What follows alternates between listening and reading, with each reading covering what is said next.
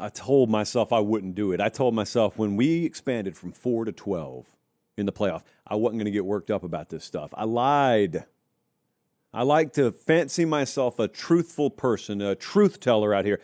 Except when it comes to me talking to myself, I lied. Unfortunately, or probably fortunately for you guys, it makes for a very entertaining show. We're jam-packed. We're high atop a thankful downtown Nashville, Tennessee, Tuesday night, November 25th, the year of our Lord 2025, our last show of the week. Although I am sure news will break and we'll have individual videos posted as well as we need to. But initially, like right off the bat tonight, I got a metric ton of stuff to say about the college football playoff rankings, which is weird because there wasn't a ton of movement. But there's a ton of mouths moving that don't need to be moving because they don't know what they're talking about. Couldn't be me. Couldn't be us, right? Rivalry week is upon us. We've got predictions. Also, since we're not going to have a Thursday show, we do what's become the most popular segment that we do every week, which is Upset Alerts. It's all in tonight's show. It's the most jam-packed show of the modern era of the week. Coaching searches. I'm not going to do one segment for each. I'm just going to throw everything I have at you, and then we'll see what happens. Oklahoma State has hired Eric Morris today, for example. We're going to talk a lot about it. College football playoff predictions. I've got some slight adjustments to make to my own. We got the JP poll on the show tonight. We could go 4 hours. Probably won't be. We could go 4 hours. They're watching us in Tucson, Arizona, New Orleans, Louisiana, Atlanta, Georgia, and Biloxi, Mississippi, where I have it on good authority I will be at some point tomorrow. We're over 490,000. We're right on the precipice of 500,000 subscribers. So if you've been holding out, I'm not even going to shame you. I don't even care. What's past is past. The future is now. Please pause, reflect on life. Are things going perfectly for you? If they aren't, I can give you the answer. Jesus. But then after that, subscribe to the channel. And I want to make sure to specify in that order. Subscribe to the channel, because it helps us get to 500,000. And really, it's just been an internal goal of ours. I mean, Bradley comes in and checks every single morning. Did we make it? Not yet, Bradley.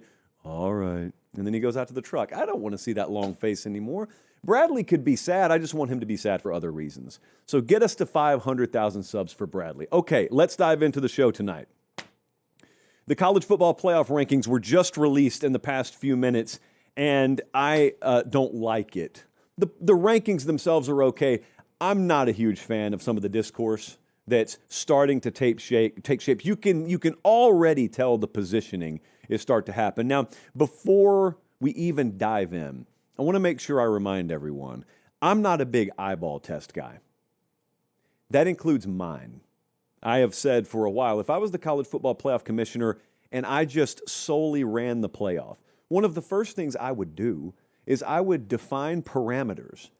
Why would I do that?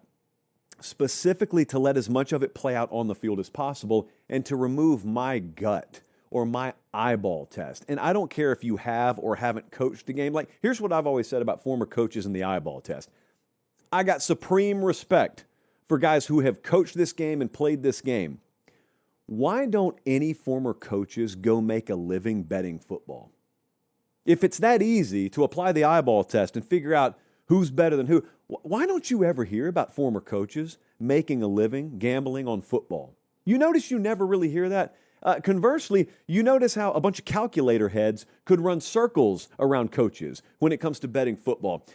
So that's one reason, but not the only reason, that I've always advocated for removing the eyeball test as much as possible. Define the parameters and then stick to them. So if you think head-to-head matters a lot, good. Define it and stick to it. Don't define it and then come time to stick to it, say, yeah, but my eyeballs are telling me something different. Brother, if your eyeballs are telling you that there's that big a gap between a couple of teams that already played and Team B beat Team A, Team B won't even be in the ballpark of Team A to begin with.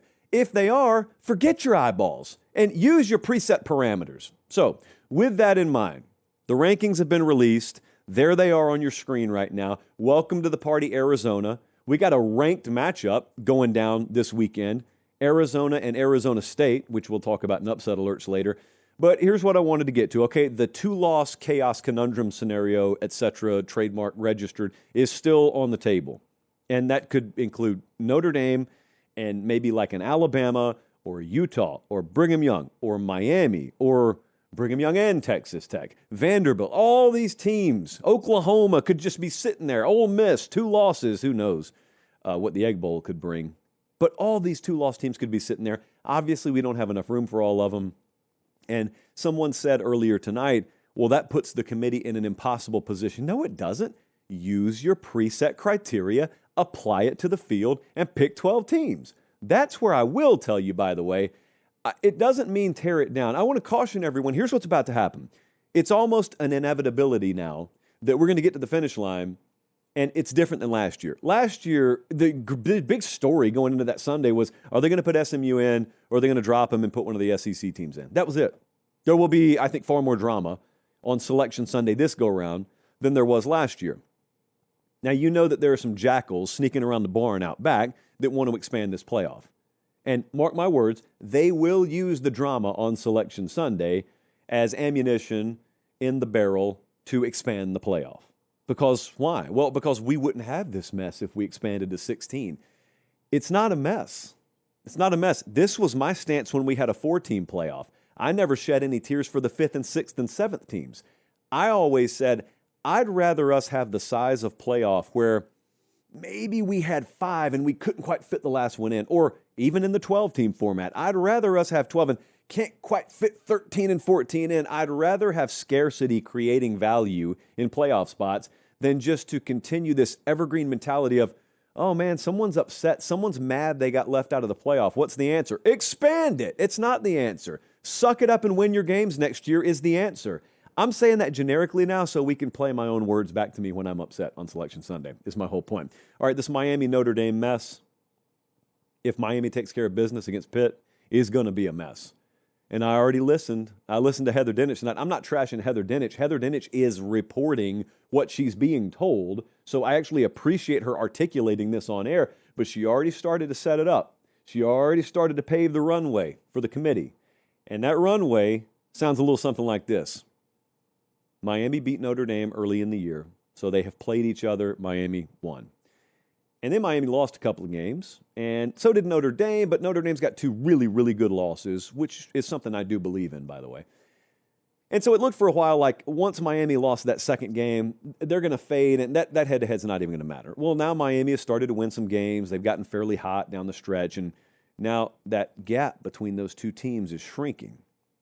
And logic just tells you, well, wait a second, if they get close enough to be compared to each other, then doesn't that head-to-head matter? And there is a good reason to think that. It's in the committee's stated protocol. And Heather Dinich threw the e-brake on it tonight and said, hey, not so fast, not so fast. Just because Miami is rising is like clockwork. I knew it was coming. Just because Miami's rising doesn't mean there's some magical threshold past which they get put into the same comparative pool as Notre Dame. Therefore, the head-to-head becomes the trump card. Don't just expect that. What'd she say? She said, because this committee's eyeballs tell them that Notre Dame's better. There are few things in life I care less about than the committee's eyeball test. And I'm going to tell you why. Because half of them are athletic directors, and even the ones in there who are football coaches should know your eyeball test can come into play when you've got comparable teams that haven't played on a field. If they've played on a field, then we need to value the head-to-head result. You know, the spirit of competition, which is what sports are actually about. And I was listening to Booger McFarland fight the good fight on the ESPN set earlier tonight. He said, guys, it's about a resume. It's not a beauty pageant. And then some other folks push back on him, and the main pushback will be that game happened a long time ago. And now there's a big difference between these teams. Like there are folks out there who think Notre Dame would just dog walk Miami. If they played today, I'd pick Notre Dame over Miami. That is irrelevant. Even my opinion on the head-to-head is irrelevant, which shows you what I think about the committee's eyeball test opinion on it. If they're comparable enough, what I think would happen on a neutral field is irrelevant. If there really is that big a gap between them, their resumes won't be comparable. But if their resumes are comparable, stop overthinking the room on this. They played a football game. It's like we have so much time. It's like these coaching searches. You figure out who you want to be your head coach 3 weeks ago. Well, what are we going to do? Just sit here for 3 weeks? Yeah. If you figured it out 3 weeks ago, just sit still. Just like in this. If you figured out head-to-head matters, then make head-to-head matter. You're already starting to set the stage here. You're already starting to set the stage because if you notice, Pitt's number 22. Miami gets to go play Pitt this weekend. And one of the other talking points is going to be, oh, well, you know what? Notre Dame played Pitt and they smoked them in Pittsburgh. So if Miami goes up there and beats Pitt by a bigger margin than Notre Dame, then we'll talk. I couldn't care less about that. I don't care if they beat them by 50 or by 1. If they go up there, that is another ranked win on the resume of Miami. Notre Dame already had their shot to beat them on the road. They did. That's baked into Notre Dame's resume. That's why they're 9. Number 12 now gets to go play number 22. And if they beat them by 1 or they beat them by 50, that is another ranked win on the road to end the year. It should vault them up above Brigham Young, at least at number 11. And at that point, you're talking about a separation of 1 spot between these teams that you're trying to convince me are still so far apart that head-to-head shouldn't matter. Are you smoking meth? In no world is that how that should work. And that's including me saying my opinion is Notre Dame's the better team. It doesn't matter. If you've ever picked one football game wrong, and we all have, I don't care what your opinion is. I don't care who you think's better because we watched them play already. So that's my piece on that. Next, Alabama's sitting there at number 10 right now. I was listening earlier tonight to a lot of people speculate that if Alabama goes and beats Auburn Saturday and they go to the SEC championship game and lose, boy, are they in danger of dropping out. Well, if you want to burn the entire concept of conference championship games down, then yeah, leave the SEC's runner-up out. I also think that an all-state playoff predictor, which I talked about the other night, painting only like a 50 to 55% chance that a 10-3 Alabama makes the playoff is insanity. I want you to think this through with me. Forget about the calculators for a second. Think it through for me. Bama goes, this is a tall order now, but if Bama goes and beats Auburn Saturday, they go to Atlanta. They won't drop from 10. If anything, they'll be 10 or higher. So they will enter SEC championship Saturday as an SEC team, mind you, which matters, knowing they're in the playoff. If they canceled the SEC championship game that day, if it ceased to exist, that team would be in the playoff. You're telling me that you think there's a world where because that game, which is a reward that the two participants earned the right to play in, you're telling me if that participant, being Alabama, loses, you think that committee's going to drop them out of the playoff? I don't see a world where that happens. I couldn't care less. I literally think Notre Dame would get bumped out of the playoff before the SEC runner-up does. Ole Miss would get bumped out of the. I don't care who it is. Any of these 2-loss teams, you say, oh, well, someone's got to fall out. I know. It isn't going to be the SEC runner-up that falls out. Now, if it's the Big 12 runner-up, like if you're trying to sell me that a conference champ runner-up gets bumped out, I don't believe in the concept. But if the concept's going to happen, it's not going to be the SEC it happens to. So I don't buy that idea at all. Like if I saw that happen, you are fundamentally turning the entire complex on its ear. I mean, I can't even imagine what the SEC does. If they watch that happen, I can't even imagine what the SEC does. I don't think it's going to matter because I think that's a moot point. Oregon did jump Ole Miss in these rankings. That's going to matter for some of your projected seeding, but also one of the questions that people started to ask today, like it just dawned on them today, is, wait a second, what happens if Ole Miss loses to Mississippi State? Well, they may fall out of the playoff.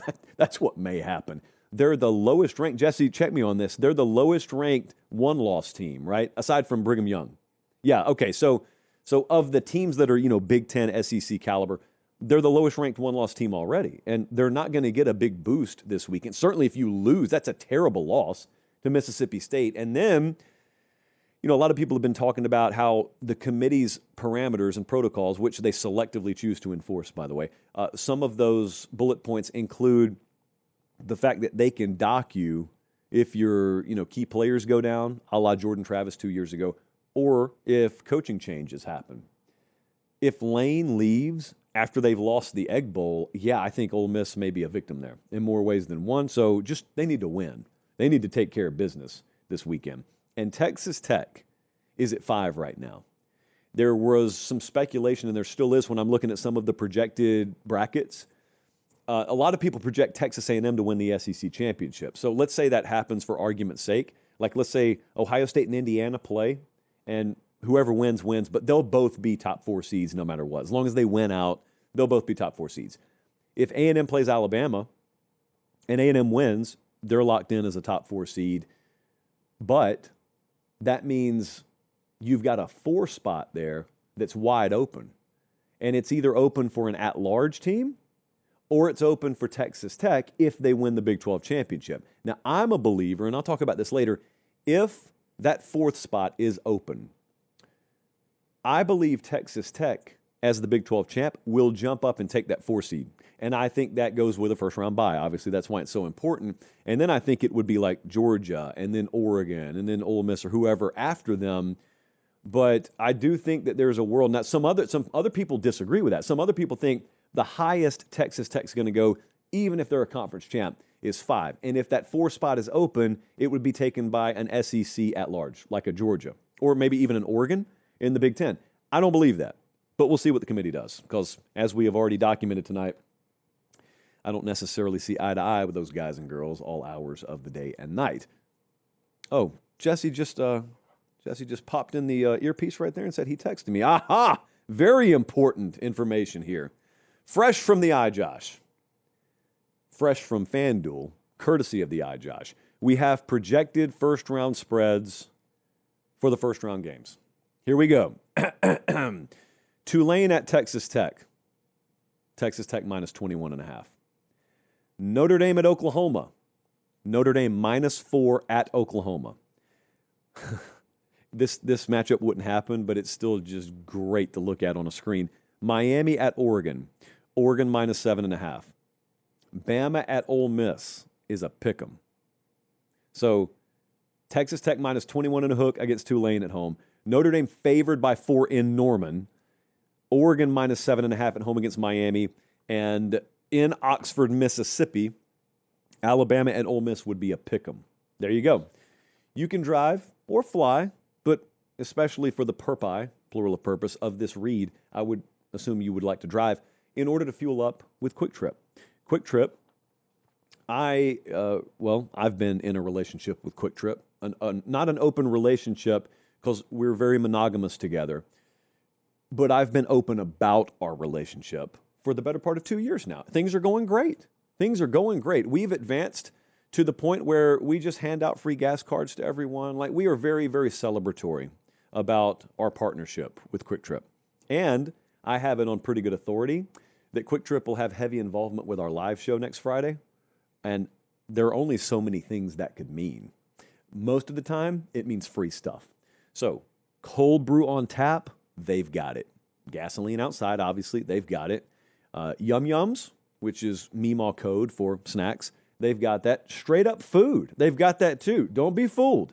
Very few things in a QuickTrip that you can't get to fill you up, get you on your way. And they're fueling us, obviously, down to Auburn, Alabama. The Fall Don't Lie Tour making its final regular season stop this Saturday, Jordan-Hare Stadium. The Auburn T-shirt for the Fall Don't Lie Tour available at patestateMaterial.com right now. And we'll break that game down later, but that is not what I hold in my hand right now. What I hold in my hand right now makes me nervous. Here we go. Ohio State, Michigan. Saturday, high noon Eastern kickoff on Fox. I cannot overstate the mental impact that this had on me last year, that this had on Ohio State last year. Firstly, for terrible reasons, and then I'm a firm believer it catapulted them into discovering a whole new version of themselves, which was good enough to win a national championship. Michigan's won 4 straight. I don't know if you've heard that this week, but they've won 4 straight. But last year was the most inexplicable result out of this entire rivalry as long as I've been a coherent adult human being watching it. Just remember, take yourself back. Earmuffs in Columbus for a second. Take yourself back. Okay, Michigan had won 2 in a row, and I'd been at both of those games, and last year they had won 3 in a row. I was so confident that Ohio State had this thing in the bag last year, I didn't go to that game. I went to Texas A&M, Texas. So you've lost 3 in a row to them. You've got them at home. They're terrible. They can't complete a forward pass. You're well on your way to the playoff. You're a 3-touchdown favorite. Weather looked bad early in the week. Come Saturday, come kickoff time, it's sunny in Columbus. It's in the upper 40s. Everything is set. The stage is set.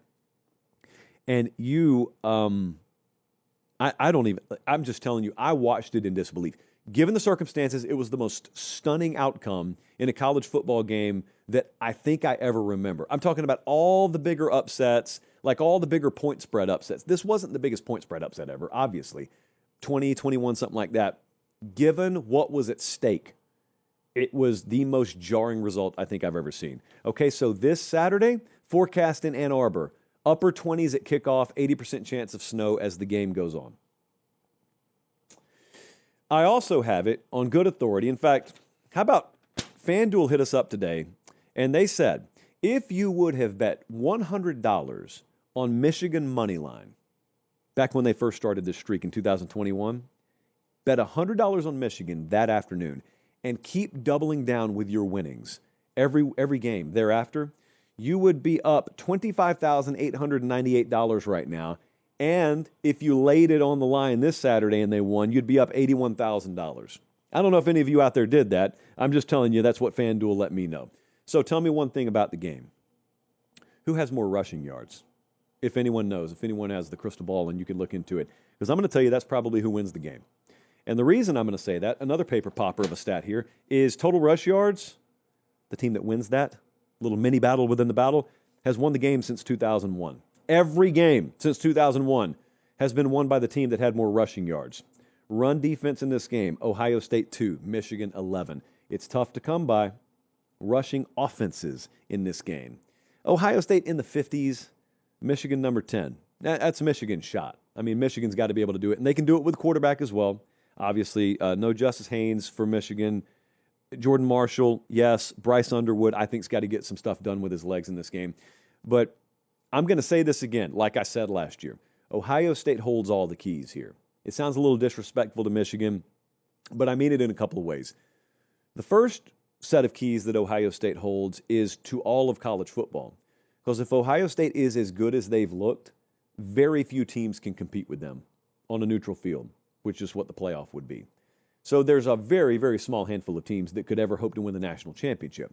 If Ohio State is even just a smidge overrated, or if they're outright fraudulent, which I doubt, but humor me here, then they're like 8 to 10 teams that could win it all. So Ohio State holds all the cards to the college football playoff in terms of variance, but they also hold the cards here because their plan A has worked all season. Like if you've watched Ohio State games, when have they had to deviate? When has the fastball not worked? They've been able to throw that thing 98 with pretty much pinpoint accuracy all year, and it doesn't really matter. If you can paint in the upper 90s, you don't need a devastating 12-6 curveball. Like, you don't need a changeup that falls off a cliff, lower black. You don't need all that. But that doesn't mean they don't have it. So they could have all that. Like, it could be the worst of both worlds for opposing teams out there where Ohio State hasn't had to do that, but when they have to do it, they will be able to do it. Cap busters are important here. Cap buster profile bears very close watching. Ohio State's defense is number 1 in the country in cap buster runs allowed. Those are runs of 30-plus yards. If you've watched Michigan, Michigan's about as good as any team in the country at lulling you to sleep. You know, it looks like they just keep running into a brick wall. Gain of 1, gain of 3, gain of 2, boom, gain of 80. And you can go into a Michigan preview and you could say, if they just stop the explosive run, man, you can shut Michigan down. Or you'll come out of a Michigan win and you'll say, you know, Michigan only had 38 rushing yards outside of their 2 big explosive runs. Well, that's the thing. Michigan does that pretty regularly. They're top 5 in the country in cap buster runs. So that's one of those big something has to give sort of deals. Because it's a non-negotiable. Michigan's got to break some explosive runs, and Ohio State just hasn't given them up. But the thing about Michigan defensively is they're number 1 against the cap buster pass. They don't let you get them, or at least they haven't let teams get them, big chunk style through the air. Ohio State is top 10 offensively in that category. So it's a real good two-way strength on strength there. But the thing to remember, the one thing I can't get out of the back of my mind about Ohio State is I said they were top 10 in cap buster plays through the air offensively. They're number 9. They've really shut it down offensively. They really haven't had to gear up offensively a whole lot, so they may be better than 9th. Like, really, their top end may be number 1 in the country. Just interesting to keep an eye on there. Cap busters on the ground for Michigan. cap busters through the air for Ohio State. Ohio State's philosophy last year was an abomination in this game. Now, I don't think it was randomized. I think it was born out of this entire concept of being tired of being bullied in this game. And they were getting out physical by Michigan. And so Ryan Day rightly looked around and said, there's no reason we should ever get out physical against anyone. And so they dedicated themselves for an entire year to, we're going to hammer home that we will not be the second most physical team on the field with them come late November. But the problem is, once you got to the game, it became pretty obvious that Ohio State's edge was throw the ball. Like, you recruited these guys for a reason. Throw the ball, and they didn't, and they just kept on running into brick wall after brick wall, and it lowered the variance, and it compacted the game, and it limited possessions, which you never want to do if you're the more talented team, which Ohio State was, and it gave Michigan a shot. The thing is, Michigan didn't even play a good game, and they still won. So I'd look at that, and I'd say, I got all these horses in the stable. I'm letting the horses run this year. Jeremiah Smith looks like he's going to play. Carnell Tate looks like he's good to go, at least if you listen to Caleb Downs' podcast, which, of course, I do. Michigan has faced one passing offense in the top 30 this year. Now, again, that doesn't automatically mean that your defensive stat profile is a mirage. That just means what it means. It means you may be every bit as legit as this paper says you are, and you're going to prove it Saturday, but you have to prove it. That's all that means. But if I go down, if I'm Ohio State, I'm going down trusting Julian saying to throw the rock to my playmakers.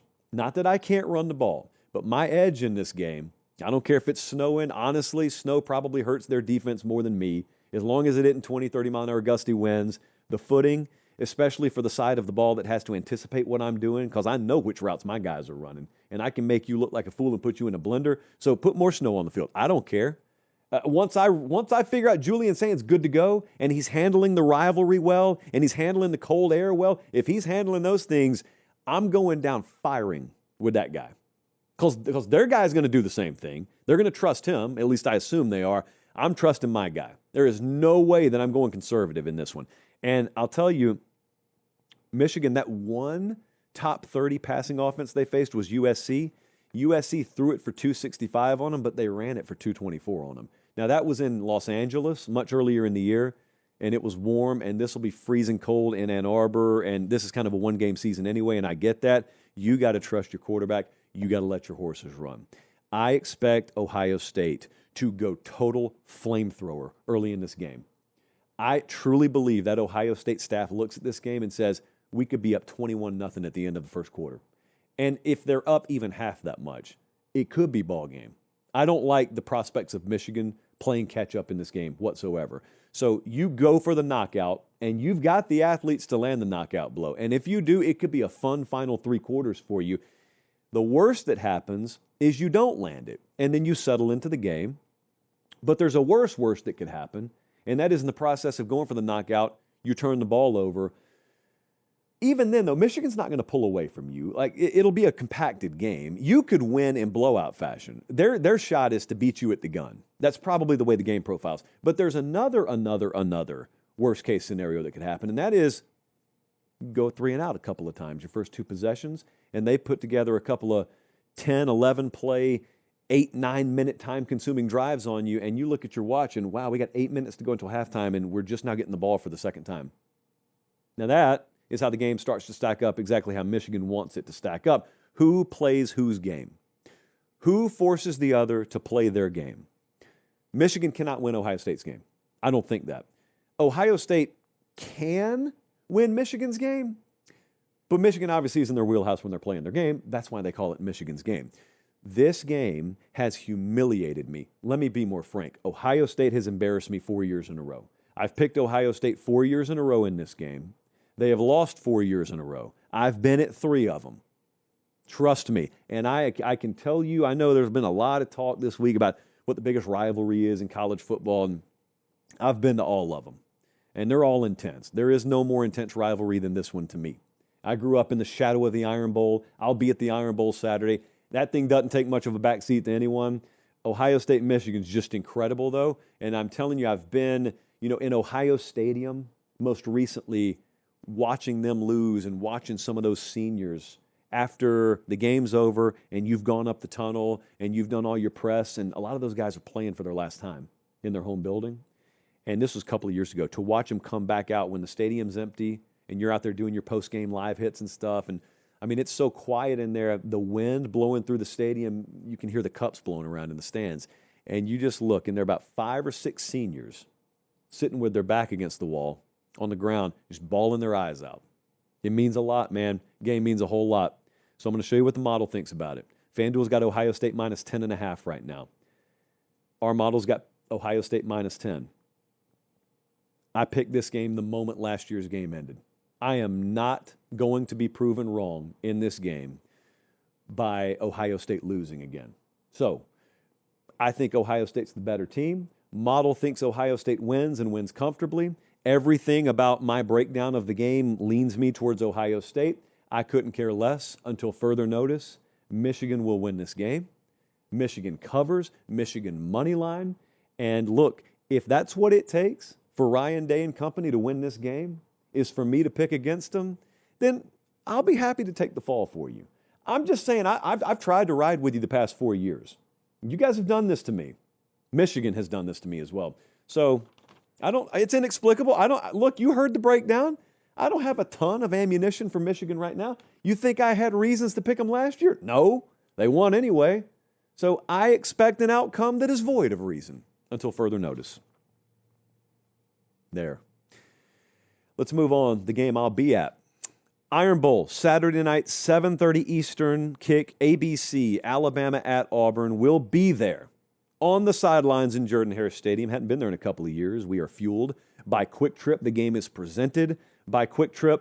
Alabama's won 5 straight. They say this place is haunted. They say it's cursed. They say Bama can't go in there and win. And yet, last 2 times I've watched them down there, they've ripped Auburn's heart out.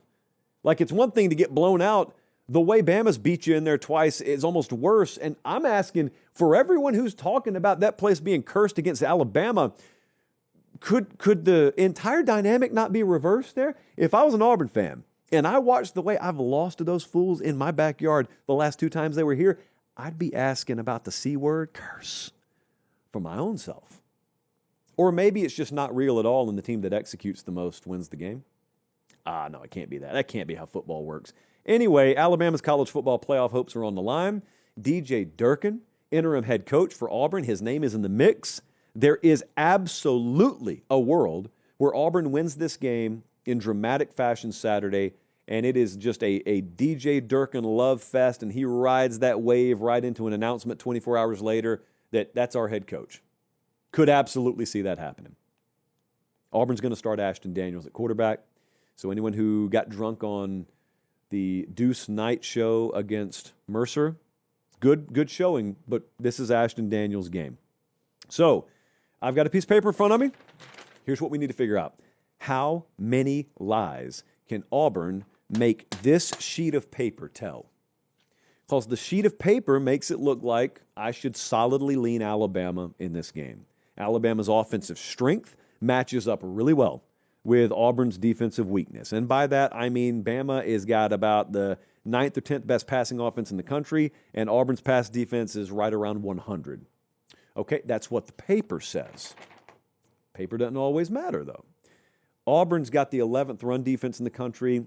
Bama not running the ball much anyway. You know what that sounds like? It sounds like the Oklahoma game a couple of weeks ago. Now, Oklahoma's got a better pass rush than Auburn. Auburn's pass rush not bad, though. And when you combine that with the fact that Bama played Oklahoma in Tuscaloosa, crowd noise not an issue. You're on the road. This will be the most hostile place Alabama plays in all year.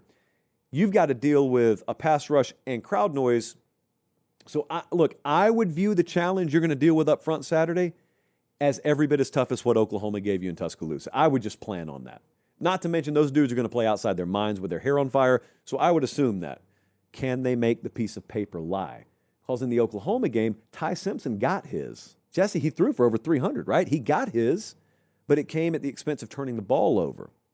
And that teach tape, like if you sit in a team meeting room Friday before a game, honestly all week, but if you're in there Friday before a game, one of the last things any staff does is they get that entire team in that theater and they show them teach tape from other teams. They show them situational stuff, usually on Friday. And then if you think turnovers are going to be key here, I mean, for Auburn, it's really simple. Just show them the Oklahoma tape and show them how much Oklahoma attacked the football when Alabama had it. That's what could turn this game. That's what could make the paper lie. Secondly, is Alabama's offense regressing? Does it feel like it's cooling off a little bit? I think it is. Josh Cuevas for Alabama is, I think, their fourth most important offensive player. Ty Simpson's up there. Jeremy Bernard's up there. Parker Brailsford, to me, is very important in the center. Josh Cuevas, outside of those guys, is right up there with one of the most important players on that team. He's kind of a do-all guy. I mean, I had DeBoer tell me the story about when they first found him. Like, he's a no-star guy in California, and they brought him into camp, and he concussed a couple of guys in camp, and they're like, yeah, we probably need to find a spot for this guy. And that's way back when he was at Washington, and now he's here. He just kind of does everything. He's always around the ball. He's a very dependable safety valve for them on third down, of which there will be several critical downs of that nature in this game. And if he's not on the field, it just means other folks got to step up, man. No one's 100% this time of year, but Bama was 13 of 19 on third down against Georgia. That's the most comparable game this one probably has in terms of road environment. Bama went into Athens on a Saturday night, and they went 13 of 19. Remember the precision? Remember how incredible that show was in the first half, especially. How do you recreate that? You don't need that good a game to beat Auburn, but you need to be successful on third down here. Like, and especially early on. You can't be stalling out, a couple of early 3-and-outs of your own. You give them the ball. They start bleeding clock on you. There's a whole mental side of this thing, by the way, that is just constantly knocking on Alabama's door anytime they're playing down there. Try as you might to block it out. So, do they click like they did against Georgia? Or is it more in line with the Oklahoma game? Maybe they do click, but then they turn the ball over and it doesn't matter that they were clicking. There was a quote I saw earlier today. Auburn can't win throwing the ball. It's very simplistic. Does that mean they don't have a forward pass en route to a win? Of course not. I wonder how true that is. Now, the Bama pass rush, I think, is very much improved. Auburn is 134th in sacks allowed. So I do understand the sentiment that, you can't let Ashton Daniels just sit back there like a statue and get killed. Well, good, he's not a statue. So I don't expect him to sit back there. But I would just like you to look at the screen right quick. For anyone who thinks they can't throw the ball, was this dude not 31 of 44 for 353 through the air against Vanderbilt? Fairly decent team, not a great secondary, but fairly decent team. Those aren't Mercer numbers, at least. All due respect to the Bears. All due respect. I was on the campus of Mercer not too long ago. We didn't announce it, though. Not a fall, don't lie to her, stop. My point is, when you add the element of mobility here, I do think there could be some explosive plays through the air. He's probably not going to throw the ball 44 times unless you're playing catch-up, but I think about the mobility factor. I think about consistent 5-yard gains. I think about the effort and whether Auburn can give themselves an edge in the effort department. I just wonder how much Alabama's going to need offensively. I don't expect them to need 35 or 40 to win this game. But Robbie Ashford did plenty enough against Vandy on the road to get Auburn in position to maybe win a game. Expect an inspired effort here. Can they stun them early? It almost feels that's the way the game script always plays out. It's Bama gets on the ropes early, and then they're fighting, and then they got to come from behind at the gun to win in Jordan-Hare Stadium. I'll tell you, I see this game a little different way. I'll show you what the model thinks. The FanDuel number right now is Alabama minus 5.5. So I said this game profiles like the Oklahoma game. And everyone, especially the Oklahoma video department, who I am back on good terms with now, by the way, I'm happy to report. Everyone remembers me emphatically picking Alabama to win that game and cover, because I was very confident that they would do exactly what they did from a statistical profile. The only thing I didn't anticipate was they would lose the turnover battle, 3-0. And it wasn't random. Oklahoma took the ball away 3 times. But I still believe that in terms of a predictive nature, that stat is randomized. Like Bama could be plus 3 turnovers themselves Saturday, every bit as likely as their minus 3 turnovers. I think because of the Oklahoma outcome, combined with the entire notion that there is black magic in play, anytime Alabama goes to Auburn, this line has been sucked down to 5.5. We think it should be over a touchdown. We think Bama should be favored by 8. So I'll take that value.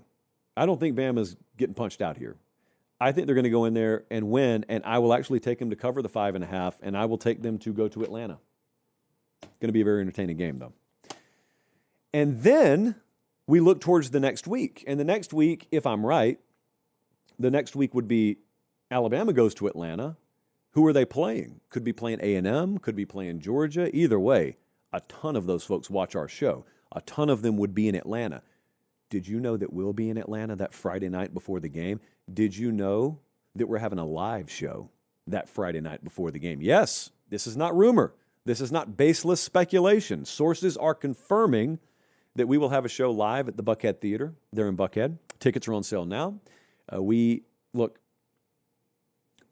I am being very careful with how we promote this, okay? Because we're gonna sell this thing out pretty quick. It's a pretty big theater, but we're on the verge of selling the thing out already. And I haven't said a word about this on socials yet, because I know we'll get a flood when I say something about it on social. So I'm giving our cores, our day ones, our P1s, the first shot at buying tickets, and most of you have. You can go to patestateMaterial.com if you haven't purchased already. Still got some seats left. They're not going to be there much longer, is all I can tell you. So I will end up promoting this on social, and I hope everyone who wanted to get in, who is a dedicated, loyal viewer of the live show, gets priority, because you deserve it. And that's why we're only promoting it on the show right now. But it's going to be fun. Going to have some special guests. Probably announce those next week. And we are going to have a ton of fun. It's not going to be like doing this show.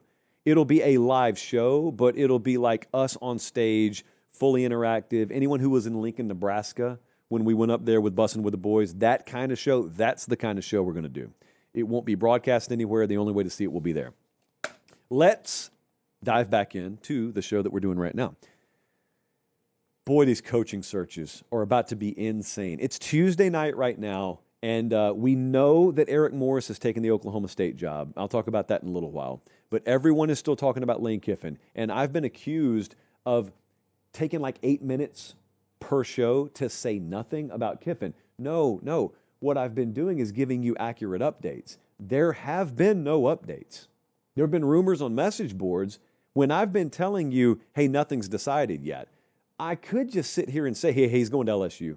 Oh, I'm predicting him to go to Florida. Well, I don't really care where I predict him to go. I mean, I've got pretty good guided intel or good knowledge, good firsthand knowledge of the situation. It's just been undecided. Now, I am ready to tell you tonight, on Tuesday, November 25th, if I had to guess where he's going to end up, I think he's the next head coach at LSU. That's my guess. I don't know that that's nailed down. I am just telling you, I have worked with people like Lane. I know where Lane's head has been, at least as much as any outsider can know where Lane's head has been.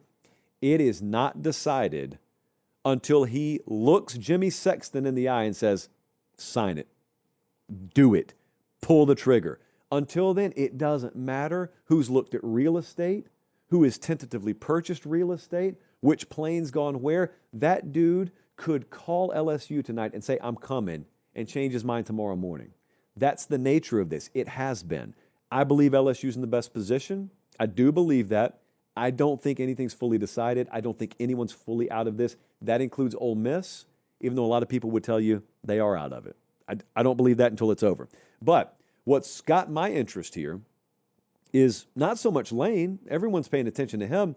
What happens to the schools that don't have his services? If he stays at Ole Miss, it's especially crazy because that means the Florida and LSU jobs remain open. But let's say it goes the most likely scenario. Let's say he goes to LSU. The Florida job is still open. Where do they turn? I do think they've tried to get their ducks in a row. I think John Summerall's still in the mix for that job. Eli Drinkwitz's name has been mentioned, but the fan base seems to be pushing back on that a lot. I've seen Jed Fish's name thrown around. You know, Jed would love that job, man. And he has gotten hot as of late. And I want you to picture this world, okay? You gotta forward think on this. Picture a world where Lane, after the Egg Bowl, decides he's either going to LSU or he's going to stay at Ole Miss, and Jed Fish upsets Oregon. This is in no way how coaching searches should operate, but they do operate this way. Picture that late wave of momentum that Jed Fish has. And here's what you do. If you're Scott Strickland, you pull the A&M move. But it's not the way A&M did it, but you still pull the A&M move. You float a name. Maybe it's Drink. And by the way, I think Eli Drinkwitz would do great at either one of these places. People are so backwards with the way they judge that guy. But if the fan base doesn't want him, the fan base doesn't want him. So You float the name that you know people will revolt against, kind of like Mark Stoops' name got floated at A&M, only they were about to hire Mark Stoops. And the Billy Lucci crew out there ended up tearing that down. Then they got Mike Elko, who I'm told is doing all right. You float the name the folks wouldn't want, and then you circle back around, you go hire Jedd Fisch. Because what you don't want is if you hire Jedd Fisch, I'm just saying if you hire Jedd Fisch in this scenario, what you don't want is people saying, we didn't get Kiffin, we got Jedd Fisch. What you want them saying is, we got Jedd Fisch instead of Eli Drinkwitz, if they prefer him over Eli. That's how you operate that. That's how I think that would go down. Still a lot of stones unturned. Eric Morris did sign with Oklahoma State today. So Eric Morris was the North Texas head coach. And I thought he was going to Arkansas, guys. And I think he had an offer from Arkansas. This is just what I've heard. I think he chose Oklahoma State over Arkansas. And that's kind of indicative of where the Arkansas coaching search is right now. I think at Oklahoma State, they probably sold him that we can do what Texas Tech is doing. We got big money here too. We can be the next Texas Tech. That's going to be about half a dozen different Big 12 schools pitches over the next 12 to 24 months, by the way. So good hire. The Tom Fornelli line, we're going to license it from Fornelli. Great hire. I have no idea whether it'll work out. It's the safest you could possibly play it. Where's Arkansas going to go? I have said for quite a while, I would love to go get Alex Golish if I were Arkansas. The thing of it is, I don't know how available he is to Arkansas. He has listened. I know he would listen. I know there's probably some trepidation about, getting questions answered the way you want them. And this is not just a Golish thing. Anyone who takes that Arkansas job is asking the same set of questions. And I know Hunter Yurachek's taking a lot of heat up there. Maybe rightfully so, but if you don't get those questions answered perfectly, you don't take the Arkansas job because you're already behind the 8 ball if you take the Arkansas job. Because they're going to pay you a ton of money, which means they're going to have outsized expectations there relative to what you're probably capable of in the SEC. Now, I got a lot of respect for that program, but until further notice, that's the state of affairs. So it's got to be a perfect situation or else you don't land the plane at Arkansas.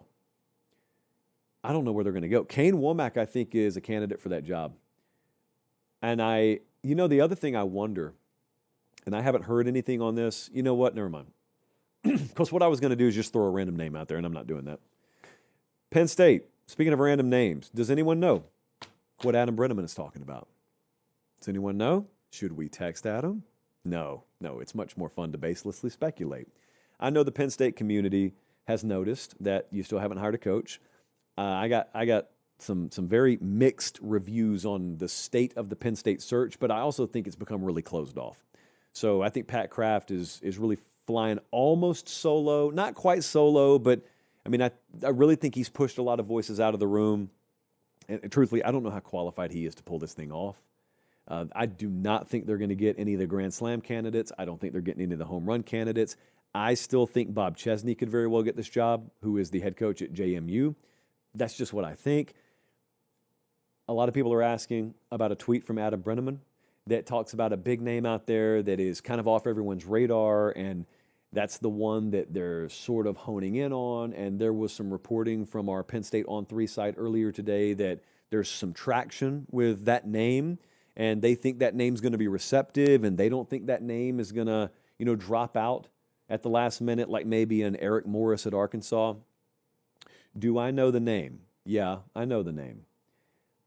I will tell you this. It's not my intel to report, okay? I assume that name will leak.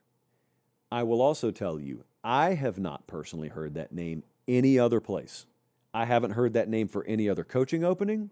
And outside of, being told who Adam was talking about, I haven't heard that name mentioned by anyone else, agents, other coaches up for the job, anybody at Penn State involved with the coaching search. That means what it means. That just means I haven't heard it. That doesn't mean it's not true. It could be totally accurate. I got no reason to doubt it. If what Adam Brenneman's talking about, if that name is the one to pan out, if that's the guy that Penn State signs, he is absolutely right. That would turn heads. He is absolutely right. That name would come like sting from the rafters.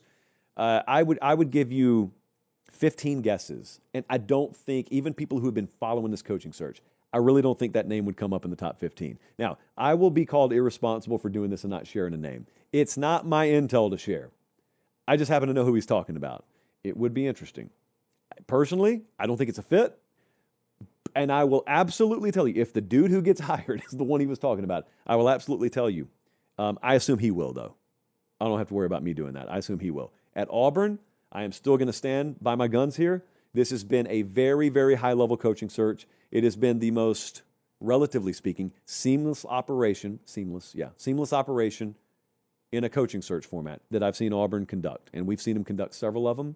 I still bet my money on John Summerall there. I don't think that's a done deal. It's not done deal until he's at the press conference because John's in pretty high demand. So Auburn's got their ducks in a row. This is not a wobbly search. If they don't land their guy, it's just because their guy wanted to go somewhere else more. So it's not going to be because they fumbled the bag at the 11th hour, I don't think. I think DJ Durkin still has a really good shot to get this job. Obviously, win the Iron Bowl and that really gets turned up. A long timeline does funny things. So if the Auburn job came open today, if they fired Hugh Freeze today, we would have a week. And the coaching search would just go like 1 or 2 days, and there'd be a big list of names. Then it would narrow down. Then there would be a guy that was the front runner over the weekend. And then there would be a report they're finalizing terms, and then you got him. And you didn't even have time to speculate. But because they fired Hugh Freeze so long ago, you've had multiple weeks to speculate. So it gets old just saying the same thing. So let's say one guy has really been the guy the whole time. Let's say it's Clark Lee. Clark Lee's been involved in the Auburn coaching search. Let's say Clark was the guy the whole time. It gets boring just continuing to say, it's going to be Clark. It's Clark's job. So you just, out of boredom, you start inserting new names or you start manufacturing drama. And I really think sometimes that's the way this works. And I really think the Auburn coaching search has been pretty buttoned up. And the lack of drama almost has some of my Auburn constituency concerned. No, the opposite of that should have you concerned. They're watching us in Trenton, New Jersey. They're watching in Charlotte, North Carolina, Cordele, Georgia. We appreciate you guys so much. Back to the rivalry week predictions. Texas A&M at Texas Friday, 7:30 Eastern kickoff, ABC. They're not even making us wait until Saturday. That's why rivalry week, much like hope, is a good thing, maybe the best of things. SEC championship game trip was on the line last year. We were at this game last year in College Station. Winner goes to Atlanta. And it was a 17-7 game. It wasn't particularly aesthetically pleasing. I think it got 2 Chalai max. And it was a 10-point game, but A&M just never really felt like they were in it. So I got a question for you. Who has the quarterback edge in this game? You could ask, well, you mean who's been the better quarterback all season? Who's been the better quarterback the last few weeks? Like, what do you want to know? Well, I want to know how you would answer that. Is it a season thing? Is it a November thing? I'm just telling you, Arch has thrown for 300-plus and 3+ touchdowns in 3 of his last 4 games. And Marcel Reed, you probably remember him digging himself a hole against South Carolina, pulling himself out of the hole. I'm still holding on to my Marcel Reed Heisman ticket. If it's going to cash, he's got to make his move this weekend. So, do I have a favorite in this game? Yes, I'm pulling for Marcel Reed. I would love for him to throw for 600. Now, maybe Arch matches him and we go to overtime, in which case, start it over and all's well that ends well, and, Texas doesn't suffer because my Heisman pick wins. But every November, there is a performance that gets remembered and becomes the focus of the next year's hype, which would be ironic if it were Arch, because Arch was really hyped up. He was the favorite to win the Heisman Trophy this year. You'll remember, famously, in July. And it would be so crazy if he kind of fell short of expectations, but then he had a game against A&M late that made people say, his season was kind of up and down, but man, did you see he played his best ball late? They say it about someone every year. And he peaked at the right time, and they lit up Texas A&M, and boy, that really builds momentum into winter conditioning and spring ball. And this time next year, Arch may very well be the best quarterback in the country. That could happen Saturday. It could happen Saturday. One area Texas has to answer for, though, sort of a pre-paper popper here. A&M is 14th in the country in explosive passes, and Texas's defense is 98th in that category. Texas's defense is just 107 overall against the pass. And now, we saw Marcel Reed do it because he had to come from behind, but we've just seen them do it this year, period. And they've got really good receiving talent. And when some of that talent has been hurt, there's been new talent that's emerged. And the thing about it is, sometimes when you say that about a team, you can afford to play a little bit lighter in the box to help slow down that passing game or to help fill some alleys in that passing game, maybe force a tip ball incompletion or better yet, an interception. You can't do that against A&M because against Auburn, they had 47 carries for 207 and a score. I mention Auburn because Auburn's run D probably most readily profiles like Texas's does. Like Texas, pretty good against the run, not so good against the pass. That's kind of Auburn's profile. It's not shot for shot, but it's kind of the same way. And A&M ran it on them, not at will, but they ran it plenty good enough. And C.J. Vogel has been providing stat gems all year, and he provided another one. Here's why that running game's so important, aside from the obvious. Marcel Reed on play action this year, 73.8% completion percentage, 16 touchdowns, 1 pick. You suck at running the ball, no one falls for play action. You're running the ball effectively, play action's there. Marcel Reed, without play action, 55.4% completion guy, 9 touchdowns, 7 interceptions. My prediction, a lot of play action. Colin Klein dialing it up in this game. But what does play action require? Time. Where does Texas specialize? Getting after the quarterback. They're number 3 in the country in sack rate. So that's the balance you have to strike there. Texas is 10th in turnover margin. A&M's 109th. Sometimes that matters, sometimes it doesn't. I'm just telling you, if it plays out according to the stat sheet, Texas has a big edge here in forcing turnovers. It didn't matter in Oklahoma, Alabama most recently. Maybe it won't matter here. Steve Sarkisian needs something to sell. He needs a big win to hang his hat on. He has not gotten it. He badly needs it. Texas A&M has won games in all sorts of ways this year. They beat Notre Dame in a shootout. They beat Auburn in that slugfest. They got down 30-3 to South Carolina and had to come from behind to win. They went on the road to Missouri the week before and just totally handled business. So they are well-versed in winning any kind of game that Texas presents them. Let's take a look at what the model thinks. The FanDuel number is A&M minus 2.5. The model agrees. We got A&M minus 3. I think A&M is going to go in there and get the job done. This is a really important game for those folks. Not to mention just the whole rivalry dynamic. I got through this whole thing, and I didn't even mention the pure unadulterated hatred of Texas A&M and Texas. I mean, Texas is a home dog on this game, still with the audacity to kind of pat A&M on the head. Welcome in, little bro. Nope, can't let it be that way, and I don't think it will be that way. I think A&M will get the job done. They'll win, they'll cover, and they will go to Atlanta to play for an SEC championship. We move on. Nice brisk pace here because I've got so much to get to tonight. If you're watching, just an FYI, we do this show free year-round. We would never ask you to pay for the show. But the way we do it for free is by you subscribing to the channel. Now, mind you, it doesn't cost you anything to subscribe. And it doesn't sign you up for anything. All it does is help us so we don't have to go have a big corporate umbrella over the show. You know, a lot of you rail against corporate sports media. Okay, well, the way that you create alternatives is to help us do a show like we do here. Hopefully you like it enough to subscribe to the channel. And then those numbers, in turn, get seen by advertisers, and they invest their money here instead of there. And then we get to grow this show with no oversight, and we get to do it however we want to. So our balls are in your court. I got the JP poll right here. The JP poll, not a ranking, JP poll power ratings. Now, the JP poll sees things a little bit different than the playoff committee, but that's okay because we're not trying to do on this piece of paper here what the playoff committee does. No, what we're trying to do is tell you just who would be favored on a neutral field. Now, if you don't care about that, you should skip past this right now. Because what I don't like is people who watch this video and then go to the comment section and say, who cares? You're watching. No one's forcing you. I just find this to be a little helpful, just a little added bullet point, just some information for you to do with whatever you will. We've got some movement this week.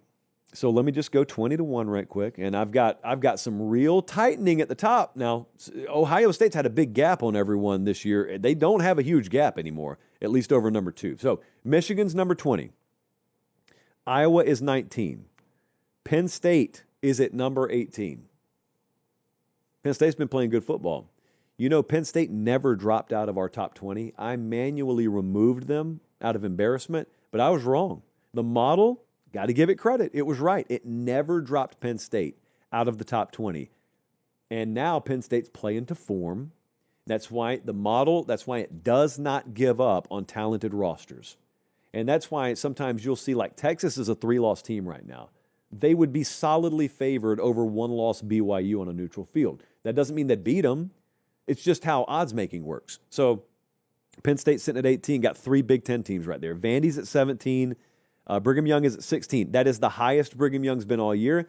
Back-to-back, very impressive wins. I think Brigham Young's 2 best games have happened in back-to-back weeks. TCU at home, at Cincinnati, nothing flukish about them.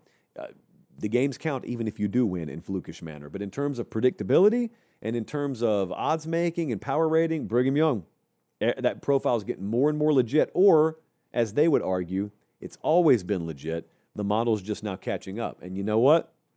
You guys may be right. 15, USC. Didn't really drop all that much. Kind of got the outcome we expected. Therefore, we don't drop you. Tennessee's at 14. All right, Miami is at 13. They are down 2 points from their preseason power rating, but they're down 7 points from where we had them in week 7. Now, they are ticking up a little bit, but Miami, man, at one point, remember we had them top 5, and we weren't alone, and they dropped the ball a little bit. Now, can they get themselves in the playoff? Oklahoma's at 12. Utah is at 11. I think the model is way overrated on Utah. That's my personal opinion. I never believed that Utah should be power rated above Texas Tech. The model did. So drugs, when it comes to Utah. Top 10, Texas is at number 10. Texas, just to give you an idea, so they play Texas A&M at home this weekend. Preseason, we would have had, or the model, excuse me, not we, the model, would have had Texas minus 10 against A&M in week 1 if they played in Austin. As it stands today, A&M is a short favorite in Austin. Huge line move over the course of a year. Texas Tech is at 9. They have ascended to their rightful place as the highest power-rated Big 12 team. Ole Miss is 8. Notre Dame 7. Oregon is 6. Notre Dame has been so steady all year. I'm looking 100, 2. The model has not deviated more than 2 points up or down on Notre Dame all year. It's important to note, remember, Jesse, they lost their first 2 games. We dropped Notre Dame less than half a point for losing to Miami and then losing to Texas A&M because there were good teams that they lost to. Now, there's a big difference in a playoff committee ballot versus power ratings. Like, we didn't drop Notre Dame, I don't know, I mean, the lowest, we kept them in the top 10 all year, and we got ridiculed for it. Well, again, now, where are they? Like, where were the trolls that were hating on Notre Dame when we had them where we were supposed to? Now, mark my words, we'll have people come for us and say we hate Notre Dame because I dared to mention the head-to-head result in our playoff portion of the show against Miami. There's no winning around here. No winning. You know what? We're winners. We're very blessed. We appreciate you guys. 5-1. Bama's 5. Indiana is 4. A&M is 3. Georgia is 2. Ohio State's 1. Now, Ohio State's been number 1 for quite a while. There have been times this year where there were 4-point gaps between Ohio State and the rest of the field. There is a 1-point gap between Georgia and Ohio State right now. There's a 4-point gap, according to the model, between Ohio State and Indiana. I think FanDuel has the hypothetical Big Ten championship game line up right now, and I think I saw it was Ohio State minus 5.5. So the model would slightly lean Indiana there. Anyway, that is the JP poll for tonight. Academy Sports and Outdoors does not sell the JP poll because the JP poll is not a commodity that you can purchase, but they pretty much sell everything else. And you can get hunting gear, you can get a basketball. Big League Chew is available year-round. Do they have seasonal Big League Chew? I don't think they do. We can check on that. Academy Sports and Outdoors has been a longtime partner of ours, and this is the way I look at it. A lot of you go to college football games, but even if you don't go to games regularly, all of you do stuff outdoors, which means outdoor essentials are a must, which means you're going to purchase them somewhere. I just ask, if you're a friend of the program, why not shop with friends of the program? And you don't have to skimp on quality. They got great stuff. They got what you need. They got grills. They got canopies. They got baseball gloves. We're heading to winter, but maybe you're going to play Puerto Rico. Maybe you're going to play winter ball down there. I don't know what you're doing. I encourage it. It's very warm down there. Academy.com has your hookup if you can't get there in person, but I strongly encourage you guys to go there in person. Good people at Academy. We continue. Boy, jam-packed show. Very jam-packed. Vandy at Tennessee has the state of Tennessee in shambles right now. I am coming to you from Nashville, Tennessee, and I can tell you this entire state is shook. You got Thanksgiving Thursday, and then you've got, and say this slowly, the University of Tennessee hosting Vanderbilt in Knoxville playing spoiler? Am I reading that right? Yes. Yes. That's the case. We got a potential playoff implication on this game. There's no guarantee Vandy makes it in if they win. If they lose, there's a guarantee they're not going to be in. We got Diego Pavia resurrecting the Heisman campaign. He threw for like half a mile last week. And it's all going to take place in Neyland Stadium. It's unbelievable. Tennessee is a short 2.5-point favorite here. The total in this game, 65.5. Is 35 going to be enough to win for either team? What do you think the winning team's going to have? Okay, so I should ask it this way. What point total will the losing team have? Add 1 to that, and that's how many points the winning team will need. Good math. We checked it with Stats and Info. So what's the number? Is it 36? Is it 31? Is it 46? What number do you think is necessary to win this game? I think it's like 38 or something like that. Diego Pavia is facing the number 111 pass defense. Joey Aguilar is facing the number 113 pass defense. Pavia, against Texas, Auburn, and Kentucky, averaged 408 passing yards, 70 rushing yards, put up a 15-1 touchdown to INT ratio. Joey Aguilar, 5 games of 3+ passing touchdowns. Problem is he's got 4 games of 2+ interceptions, which means Joey Aguilar's profile is about what you would have expected if you watched his career to this point. That's what he's been this year for Tennessee. The Tennessee defense versus running quarterbacks is what I'm really focused on here. I watched him against Taylon Green in Arkansas. Taylon Green gave him some trouble. He didn't rip him, but 17 carries for 63 yards and a touchdown. John Mateer carried it 16 times for 80 yards and a touchdown. And just consider this spot. Consider this moment. This is one of the biggest games in Vanderbilt history. Diego Pavia is not going on to play 15 years in the league. Okay, Diego Pavia is a college football iconic name. We'll talk about him for a long time, but you're going to be talking about him because of what he did in college. And I think we all understand that, which means you need to appreciate games like this. You don't have him much longer, at least we don't think. This could be a legacy game loading for Diego Pavia. What is needed to win? And if he caps this season by going in Neyland and winning, I think there's a world where if Vandy wins and they don't make the playoff, but like Diego Pavia has a big game, there are sympathy Heisman votes that go his way. Not that he will require sympathy, but could you not see that? Could you not see a lot of these Heisman voters watching him go off, and maybe there's no clear-cut Heisman favorite, Vandy gets locked out of the playoffs even though they're 10-2, maybe the only shot that program will ever have at the playoff. I could see a lot of voters saying, well, you know what, if they can't make the playoff, I'm at least voting for Diego Pavia for Heisman. Could easily happen. Give me third down as the padlock stat in this game. Both of them are top 12 offensively in third down. Both defenses are bottom half of the country in third down. Both of them are very comparable in turnover margin. Both of them are very comparable in penalties. And that's why the number is what it is. Tennessee is essentially favored by home field. I mean, maybe a half point additional here and there, but it's basically a pick 'em on a neutral field. And here we go. We tee it up Saturday, 3:30 Eastern on ESPN. The model, what does it think? FanDuel's got Tennessee minus 2.5. The model agrees. Very tight line here. Model's got Tennessee minus 3. I feel magic this week. I think Vandy's going to go in there and get the win. And I think they're going to make it very hard on the playoff committee. And I don't feel sorry for those people. But Vandy, maybe they get locked out. And I was looking at the playoff predictor. It was like a 50% shot, I think, if they win, that they make the playoff. But here's what you do. You make them tell you no. You go until they say, sorry, we don't have room for you. And then you let your league commissioner fight for you, and you let Clark Lee be devastated and have the press conference, but make them tell you no. Because you know what? Maybe they'll tell you yes. Maybe it'll be emphatic. You know, you don't have to win a close game. You guys can go in there and run it up. Hard to do, I know, but you're trying to accomplish something that's hard right now. So I'm taking Vandy to win. There, I'll roll with my hometown team. We got more games here. I'm gonna rush through some. Not rush through. We're gonna go hurry up here though. Upset alerts for Week 14, also known as Rivalry Week. We're gonna start with one that's not a rivalry, but it is a huge game. Miami is favored by 6.5 in a game where the kickoff temperature is going to be in the low 30s against a ranked team. What could possibly go wrong?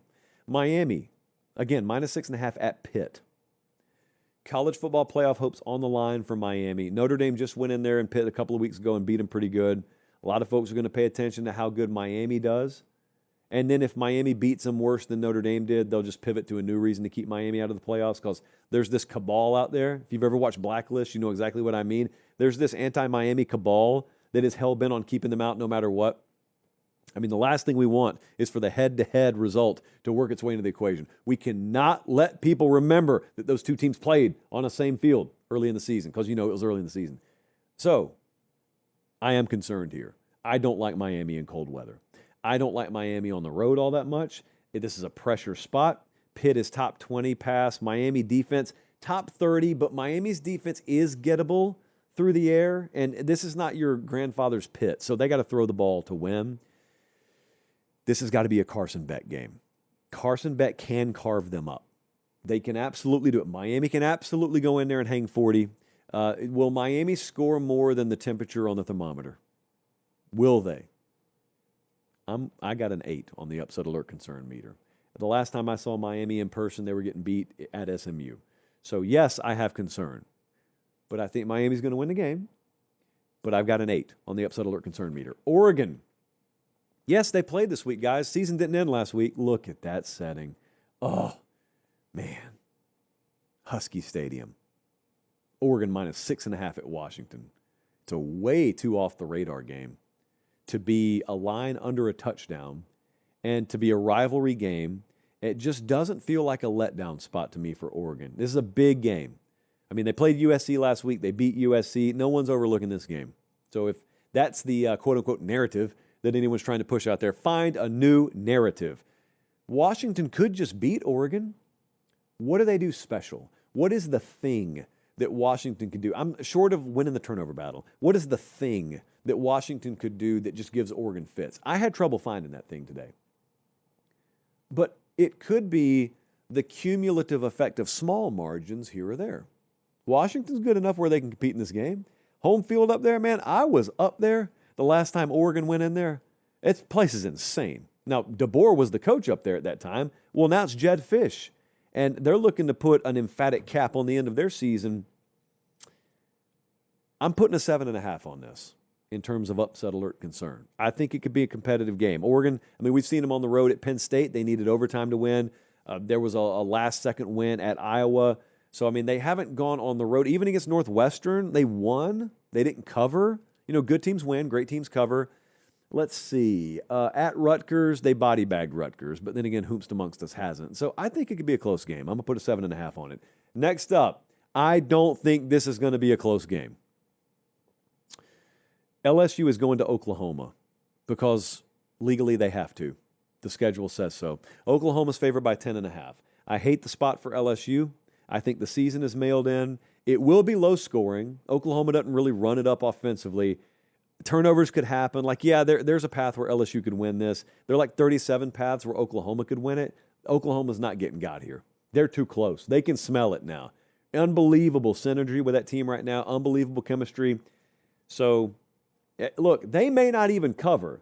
But I am told in order to win this game, LSU's got to have more points on the board than Oklahoma, and that's just simply not going to happen. Put me in any hype video you want to. I'm putting a 3 on this out of respect for the legacy of LSU, but this team I don't think is doing much against Oklahoma. They got to score. Nussmeier's not even playing, by the way. Okay, Virginia Tech at Virginia. Virginia's a 9.5-point favorite. Both of them want to run the ball. Virginia, top 25 run D. Virginia Tech, 73rd ranked run defense. I think that's the most important stat in this game. I think the will to win will be decidedly more on the side of Virginia than Virginia Tech. Virginia wins and they're in the ACC championship game, guys. There are no more hypotheticals. There are no more do this and count on that to happen. Virginia wins and they're in it. Chandler Morris is back, and I think that they are going to win this game. I would probably pick them to cover if I had to. I'm going to put a 4 on the upset alert concern meter. It is a rivalry game, but contrary to popular belief, the better teams normally win rivalry games too. Virginia's the better team. Next up, in Atlanta, but not at Grant Field, even though it technically is a Georgia Tech home game. They are playing in Mercedes-Benz Stadium. Georgia, 13.5-point favorite against Georgia Tech. Last year, this game went to 19 overtimes. It was a Haynes King legacy game. I have never seen a quarterback more valiant in defeat than Haynes King was against Georgia last year. I'm shocked he's still alive after what he endured, but it was a legacy game. He needs 2.0 this week. And frankly, even if Haynes King has really good numbers, I don't know how Tech keeps Georgia under 40. So it's just profiling as that kind of game for me. Georgia very well could play in the same building again 8 days later. I think they play this game on a Friday.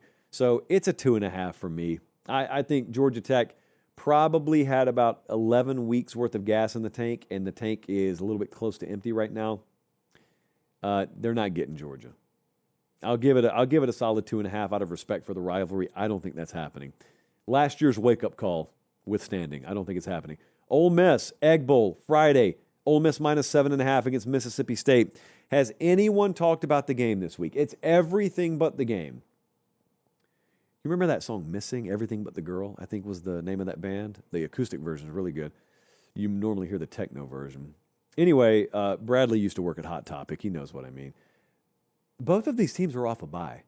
This late in the season, we got two teams off a bye. Number 32 rushing offense versus number 121 rushing defense. That's the score here. Don't overthink it. Lane likes to throw the ball. You know what he really likes to do is win. And Ole Miss can run the ball for probably about a quarter mile in this game. They should. It should become academic. I will put a 6 on it in terms of upset alert concern because there are all kinds of distractions that could crop up. Lane's done really good at keeping that team focused throughout this whole thing. This is not the first week we're talking about Lane Kiffin maybe leaving Ole Miss. So that team's been pretty dialed in down the stretch here. It's a rivalry game. Yeah, technically anything can happen, blah, blah, blah, copy, paste. I will put a 6 on this one. Friday, I will be tuned in. I want to tell you, we are very proud of what's been happening over at the Pate State store. I can confidently tell you that the Christmas merch, the 'Tis the Season collection, I had high expectations for how much that stuff would move. It has safely surpassed my expectations, and it is late November. So there's still a ton of time. We got the Merry Christmas, You Filthy Casual pullover there. It's flying. The 'Tis the Season to be Chuggy sweater, which is my personal favorite, only because Jesse came up with the other one. Unconfirmed report there. I'm not, even though I said it, I'm not confirming it because I truthfully want credit for most of the good ideas. PateStateMaterial.com. Like a lot of you have like loved ones and they watch the show and you have no idea what to get them for Christmas. I do. Go to the store. It's that easy. Look, let me get out of the way. There's the QR code. I don't think it's a virus. If you're not sure, PateStateMaterial.com. Appreciate it.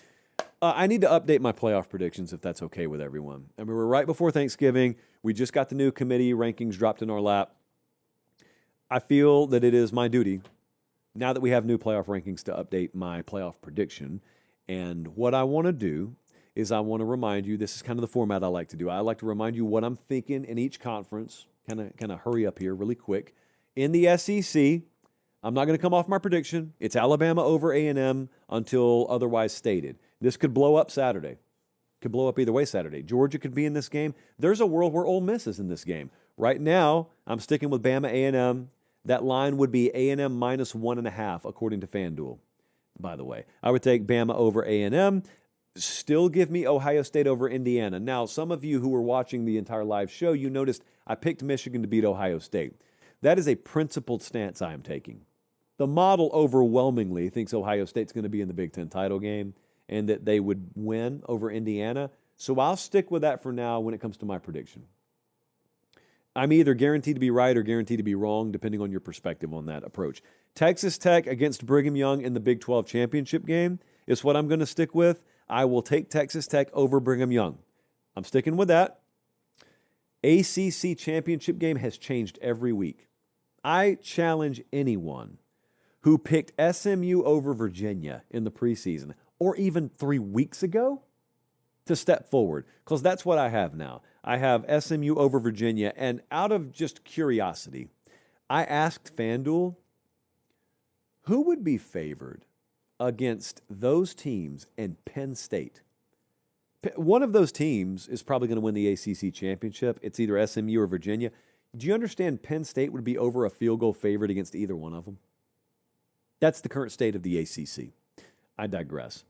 Out of those results and the way that I think the at-larges would fall, here is my current seeding for the playoff. I'd have Ohio State, the Big Ten champ, at number 1. Indiana, Big Ten runner-up, number 2. If Alabama wins the SEC championship, there's no question about this. They're vaulting into the top 4. I'd put them at number 3, and I don't think Texas A&M's falling out of it, so I'd put them at number 4. So we got the Big Ten couple and the SEC couple in there. Those are the teams that get the first-round buys. Important to note, even though I don't have it listed here, if A&M were to beat Alabama, I think Texas Tech's getting the 4 spot, and they'd get a first-round bye if they win the Big 12. So I got Big 12 champ Texas Tech at 5 right now. That's very important for seeding and for matchups in the first round, rather. Georgia at 6, Oregon at 7, Ole Miss at 8, Oklahoma at 9, and Notre Dame at 10. I think the strength of schedule would bump Notre Dame down there to 10. This is with minimal chaos, by the way. Any kind of added chaos could throw this all in a blender. I got SMU winning the ACC. They're the 11 seed. And I've got John Sumrall in Tulane winning the American and being the highest-ranked G5 conference champ. And I've got Tulane at 12. Here's what that would do to the bracket. That would give us, paper pop, hand-drawn bracket here in my hand. That would give us Oklahoma at Ole Miss in the first round. That would give us Tulane at Texas Tech in the first round. That would give us Notre Dame at Oregon in the first round. And that would give us SMU at Georgia in the first round. I would take Ole Miss to beat Oklahoma again because they already beat them in Norman. And so we're trying to find out, first off, who's coaching Ole Miss. Secondly, how deep in the playoffs can Ole Miss go? Well, I at least have them going to the second round against Ohio State. I would take Texas Tech over Tulane in the first round there in Lubbock. They go on to face Texas A&M. Give me Oregon over Notre Dame. That game's in Eugene. That's tough, man. That's a peaking Oregon team, by the way. I'm counting on Oregon to be playing their best ball and to be the healthiest they've been. And getting a home playoff game there, I think, matters a whole lot. So I would take Oregon over Notre Dame, and I would take Georgia over SMU. Second round games, Ohio State over Ole Miss. I would take A&M over Texas Tech. Give me Oregon over Indiana. Again, this requires Oregon getting healthy and hot at the right time. And I would take Alabama over Georgia. I would take Alabama over Oregon. That mainly is because, like I've told you, I predicted Alabama to win the national title in the preseason. I have to definitively be convinced that I'm wrong to come off of that. So if I had to pick this thing from scratch, probably wouldn't have Bama over Georgia right now. Probably wouldn't have Bama over Oregon right now, but I'm not picking it from scratch. People remember sound bites and snapshots. And just in the semi-unlikely event that I'm right, I just want the snapshot to be remembered. Give me Ohio State over Texas A&M, and I'll keep Alabama over Ohio State national title. Although, I will fully admit, if Ohio State's good enough to get to the national title game, it's going to be really tough to see anyone beating them. Because if they get to the national title game, that means everything we thought about them, everything we saw from them this year was right. And I don't really care if it's Bama or whoever standing in their way. I would actually like Georgia matching up with them the best right now. But that's the way the bracket is falling. A couple of more things here, and we will be on our way. Jesse, we could have gone 2 hours tonight. We're not lucky. You guys are lucky. I've got really good news. I'm about to give away a ton of money. Yeah, that got your attention. Well, FanDuel's going to give it away for me. So we do this occasionally. It's a reward for people who are watching the entire show. I'm going to give you 24 hours. So even if you're watching the replay, don't freak out. Look in the live chat right now or look in the show description. whenever you're watching the show in the next 24 hours. There's a form there. Fill it out. 25 of you are about to get $100 in bonus bets dropped in your account. We're going to give you about 24 hours, so you don't have to hurry. You don't have to trip over everyone to do it. But fill that form out if you're, of course, a FanDuel customer. If you're not, sign up, FanDuel.com/Josh Pate, and then fill out the form. And we're going to 25 of you will check your account sometime tomorrow or the next day, and there will be $100 extra in there in bonus bets. And you'll wonder, where did this come from? It came from us. It came from Pate State by way of FanDuel.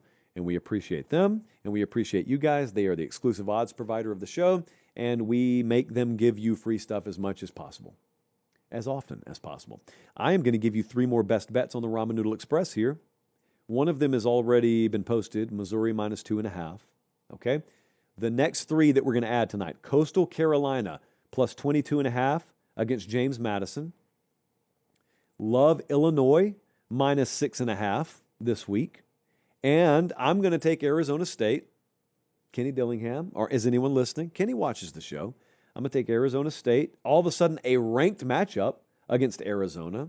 So, in conclusion, because the graphic didn't work there, Missouri minus 2.5, Coastal Carolina plus 22.5, Illinois minus 6.5, Arizona State plus 1.5.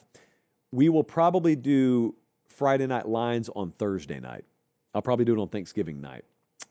And I will do that because a lot of games are on Friday. So pay attention to the socials. And if you're unfamiliar with what that is, it is something I do exclusively on Instagram Live.